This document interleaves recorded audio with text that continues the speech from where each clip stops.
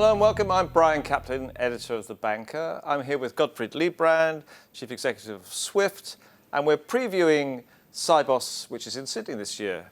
Gottfried, we're all getting excited about going to Sydney. Obviously, one of the exciting things with Swift at the moment has been this rapid rise of global payments innovation in less than 2 years. Can you give us a little bit of a breadth on that? I can. Obviously, it's one of the things that really excites me. I think it's the most fundamental redesign of correspondent banking in years. Really a service that takes the old model, makes the payments trackable, transparent, faster, etc. Progress to date has been, I think, beyond our expectations. Just a mere not even 2 years after the launch, we are now at 200 banks that have over 200 banks that have signed up. We have a third of all the payments globally that are on GPI. Half of those done within half an hour, end to end, from customer to customer. And on some routes, US-China being one, we have over half the traffic live on it. And of course, I mean, the big banks, the global banks have taken it up quickest at the start. But now the plan is to bring all 10,000 banks on the network GPI compliant. So clearly we want to make GPI the new standard and make all payments GPI at the end of the day. And that involves a couple of steps. First, later this year, in November, we'll have the standards release. And as part of the standards release, the UETR, the identifier that travels with payments, will be mandatory for everybody. So that means that all the payments will carry that. And that means that all these payments can be followed through the tracker.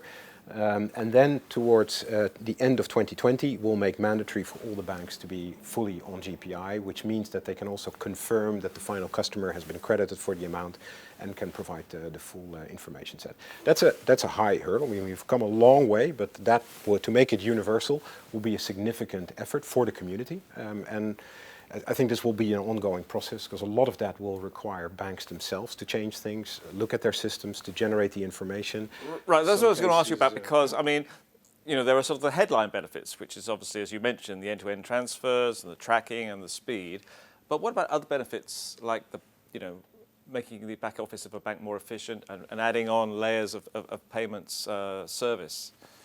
So there are a bunch of benefits. First, I have to say already we are seeing the benefit of the fact that you can now track a payment end to end and you can see as banks where the bottlenecks are. It becomes now visible where it's held up, often things that people didn't realize. So by now targeting specific bottlenecks, that in itself already is back office savings and time savings. So the transparency itself is working.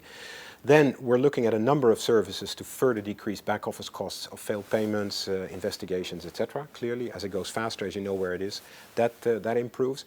And then we're looking at value-added services on top of that, rich information, remittance information. Banks for corporates are now incorporating the tracker into their services, the e-banking services for corporates. We have launched a product whereby corporates can directly access the tracker, sponsored by the banks. So we're making progress. I think the idea would also be that third parties can provide services that plug into GPI. So like fintechs? Like fintechs, okay, and like the banks and all that. You do have a fintech taking the service up now? We have, Ibri, and I mean, there's many more that I think will follow. At the end of the day, this is taking the whole ecosystem of payments onto GPI. We have fintechs that play in that ecosystem, so clearly they're going to have to move to GPI as well. So we're quite happy that the fintechs are joining us on this journey. Gottfried, it's exciting stuff. Thank you very much. Thank you.